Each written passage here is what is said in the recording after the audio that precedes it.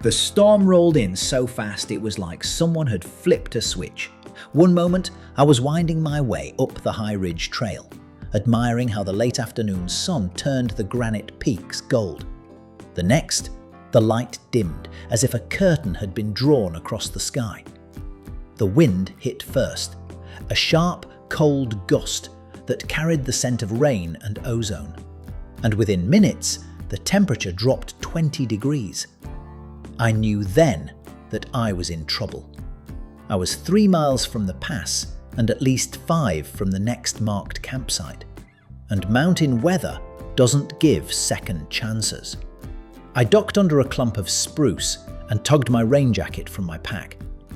The first drops were thick, icy, and fast, smacking against my hood like pebbles. I remembered the topo map from earlier that morning. There had been an old ranger station marked about a half-mile off the main trail, near a small lake. I'd almost ignored it, assuming it had long since fallen apart. Now, it was the only plan I had. I started down the slope, the trail dissolving beneath torrents of water. The thunder was so close it shook the ground, echoing between the cliffs. Lightning flashed across the valley in jagged streaks, and the world went stark white for an instant, then black again. My boots filled with water, every step a cold squelch. At one point, I nearly lost my footing on a slick patch of moss-covered rock, catching myself against a tree trunk that shuddered in the wind. Through the sheets of rain, I finally spotted the outline of a structure. A square shadow, half hidden by trees, perched just above the swollen lake. I stumbled toward it, heart pounding, and found what was left of the old ranger station. The door hung crooked on its hinges, one window shattered, but the roof still held. I pushed inside and slammed the door shut behind me, breathing hard. It smelled of wet wood and dust, the air stale and heavy. My flashlight beam swept across a room scattered with debris, an overturned chair, a rusted stove, and a small wooden table covered in leaves. I set down my pack and peeled off my soaked jacket, teeth chattering, the echo of thunder still rolling outside. Then, I noticed the thing that made me forget the cold altogether. A leather-bound journal sitting square in the middle of the table, dry as bone despite everything else being damp. Its cover was cracked with age, and the words on the first page were written in a neat, looping hand. For those who walk this trail after us, may you find what we did, and avoid what we couldn't. Outside, the storm raged on, hammering the roof. But inside that abandoned station, the air seemed to hold its breath. I sat down by the flickering light of my headlamp, opened the journal, and began to read. The first entry was dated 20 years ago in early June. The handwriting belonged to a man named Eric. A ranger, I guessed, from the way he described his patrol routes and trail maintenance. He wrote about the lake, how its colour changed with the season, sometimes sapphire, sometimes green as bottle glass. He described elk grazing on the far shore at dusk, and how the stars reflected off the water so perfectly that it looked like the sky had fallen into it. His words carried a quiet reverence, a kind of love letter to this stretch of wilderness. But a few pages later, the tone shifted. Eric mentioned strange weather patterns, storms that rolled in from nowhere, trees felled in odd spirals, and the eerie silence that followed. Sometimes, he wrote, the mountain feels alive, like it's watching who comes and goes. I paused on that line, the wind howling outside as if to echo him. The ranger had left a warning. Never camp in the basin after sundown. The air turns heavy, and you can't hear the river anymore. The next few entries came from different hands, scribbles, cramped writing, different pens. Hikers, hunters, maybe rangers like him. Some wrote about sunsets and good fishing. others about getting lost in fog, or hearing things at night that didn't belong to wind or water. One note caught my eye, a scrawl at the bottom of a page. If you're reading this, don't go beyond the lake when the weather turns. The trail disappears. I closed the journal and listened. The rain had grown heavier, beating against the roof in relentless rhythm. A leak in the corner dripped steadily into a tin cup left behind. I sat close to the old stove, though I hadn't dared to light it yet. The walls creaked in the wind, and every so often, lightning illuminated the single unbroken window, throwing long shadows that made the room seem to breathe. To keep my hands busy, and to stay calm, I searched the cabin for anything useful. There was an old wool blanket stuffed behind a shelf, stiff with age, but still warm enough once shaken out. In a drawer, I found a rusted lantern with a little fuel left. When I lit it, the soft orange glow pushed the shadows back a few feet, enough to make the room feel smaller, safer. I turned back to the journal. Near the end, someone had taped a photograph to one of the pages. 2 hikers standing on a rocky overlook, clouds curling around them like smoke. On the back, written in fading ink, "We made it through the pass, worth every step." That line hit me hard. I'd planned for weeks to cross that same pass, to make it to the high meadow beyond before looping back down the valley. It had been my goal, my little victory over a long year. But now, with the storm clawing at the cabin and warnings from people who had come before me, doubt crept in. I set the journal down and listened to the storm's low roar. The thunder rolled away a little farther each time, but the rain didn't let up. My fingers traced the journal's cover absent-mindedly, and I wondered what those hikers had seen on the other side, and if they'd ever made it home to tell the rest of their story. Sometime after midnight, the storm began to change its voice. The thunder no longer cracked right overhead, but rolled deeper through the valley, echoing off the cliffs like a distant drumbeat. The rain softened to a steady hiss, and I could hear the rhythmic patter of drops slipping from the eaves. I sat there wrapped in the old blanket, reading the journal again from the beginning. Something about it held me, the raw honesty of the words, the way people wrote not just what they saw, but what they felt up here. Awe, fear, loneliness, reverence. It was like holding the collective heartbeat of everyone who had passed through this forgotten place. At one point, I closed my eyes and just listened. There was a subtle creak somewhere above me, probably the timbers shifting, but it almost sounded like footsteps. I held still, breath shallow, ears straining. Nothing followed. Still, I found myself checking the latch on the door, then moving closer to the stove, as if a few extra inches could protect me from the mountain itself. The journal lay open to one of Eric's later entries. His handwriting had grown shakier, more hurried. He wrote about finding fresh boot prints one morning near the lake, though no one was registered on the trail that week. Felt watched again, he'd written. If it's a hiker, they're off trail, and they don't want to be found. That line kept circling my thoughts like wind around the cabin. I tried to dismiss it as wilderness paranoia, something I knew well enough from solo hikes, but the feeling crept in anyway. The way the shadows leaned in each time lightning flashed, the way the wind seemed to whisper through the cracks in the walls. It all conspired to stir a quiet unease. To steady myself, I decided to check the window. I pushed the curtain aside and peered into the darkness. Mist hung thick over the lake, silvered by flashes of lightning far out over the ridge. The reflection of the clouds swirled on the water like smoke.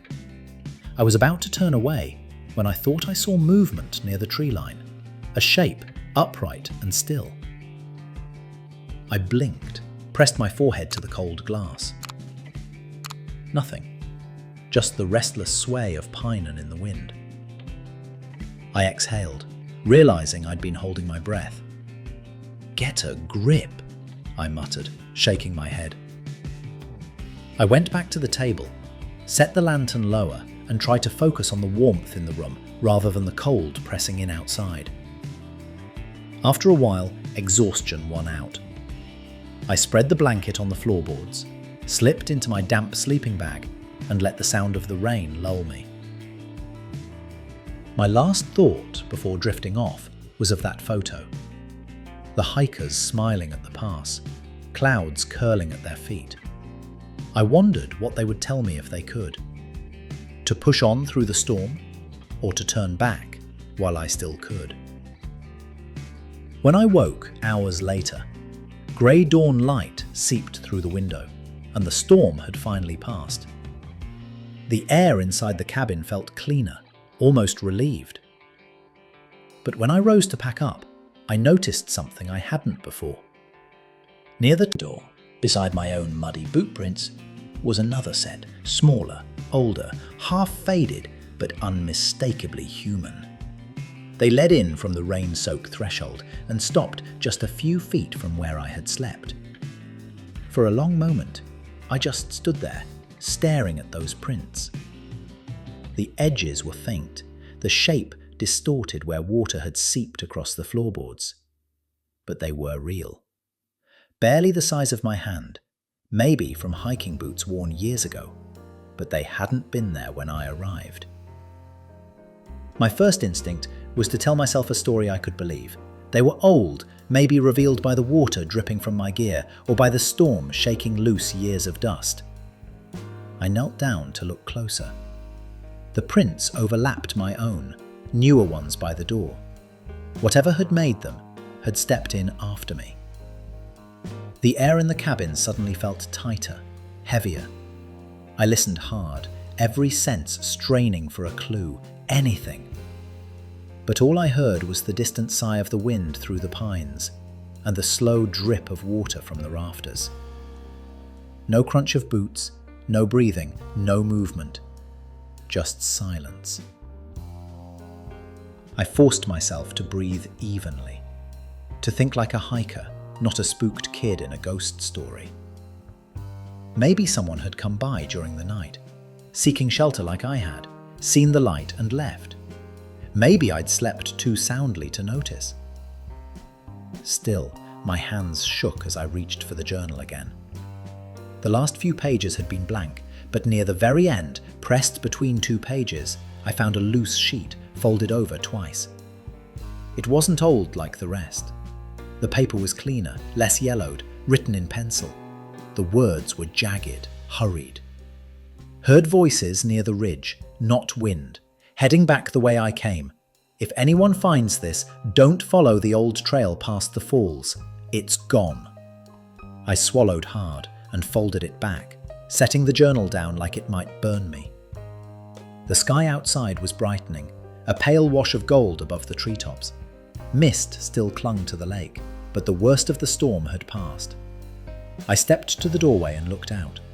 The forest glistened, branches dripping, the trail slick but visible again. Everything smelled clean, sharp, alive. The kind of morning that makes you feel like the world's been rinsed of its noise.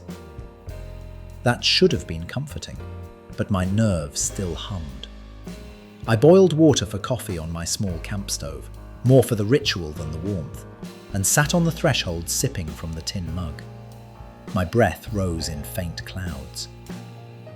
The prints inside the cabin seemed to pull at the edge of my mind, but I tried to focus on the rhythm of the forest, the drip of water, the chatter of a jay, the crackle of drying wood. As the sun climbed higher, light spilled across the lake, revealing the faint trail curving around the far shore, the route that led to the pass. I traced it with my eyes, remembering the photo in the journal. The same path, the same climb. My original plan had been to cross that ridge and descend into the meadow beyond. Full day's hike. Now, standing there, I felt the weight of that choice settle on me. To continue meant trusting the trail again, trusting the mountain, after it had already reminded me how small I really was. To turn back meant retreat, safety, but also the quiet ache of unfinished things. The sun broke fully through the clouds then, scattering light across the wet stones. Steam rose from the trees. For a moment, the world looked almost holy. I set down my mug, shouldered my damp pack, and turned back once more to the cabin. My eyes landed on the journal, still lying open on the table. Without thinking, I took out my pencil, flipped to a blank page near the end, and began to write. Storm passed. Found shelter here. Whoever left this, thank you. Still deciding which way to go. I closed the cover gently, the echo of past voices lingering in the quiet. By mid-morning, the world had settled into that calm that follows chaos. The forest dripped steadily, each drop ringing off leaves and stones like tiny chimes. My pack felt heavier than usual, not just from the wet gear, but from the decision waiting to be made. I stood by the edge of the lake, watching the mist lift in slow curls, revealing the slope that led toward the pass. The ridge looked deceptively peaceful from here, sunlight spilling across its crest, as if the storm had never touched it. I tried to picture what waited up there. More clouds, maybe. More wind. Or maybe the view of a lifetime, the one I'd come for. My fingers brushed the outline of the journal tucked in my jacket. I'd left it where it belonged, on the table inside the cabin, but not before tearing out one of the blank pages. A reminder, I told myself, not of fear, but of the people who had stood in this same uncertainty, wondering whether to keep going. I took a slow breath and looked back once more at the ranger station. In daylight, it didn't look haunted or menacing. It just looked tired. Moss clung to the shingles, and vines crept up the old logs, softening the sharp edges of time. I imagined Eric, the first ranger, sitting by the window with his pen, listening to the same rain, writing about the same mountains.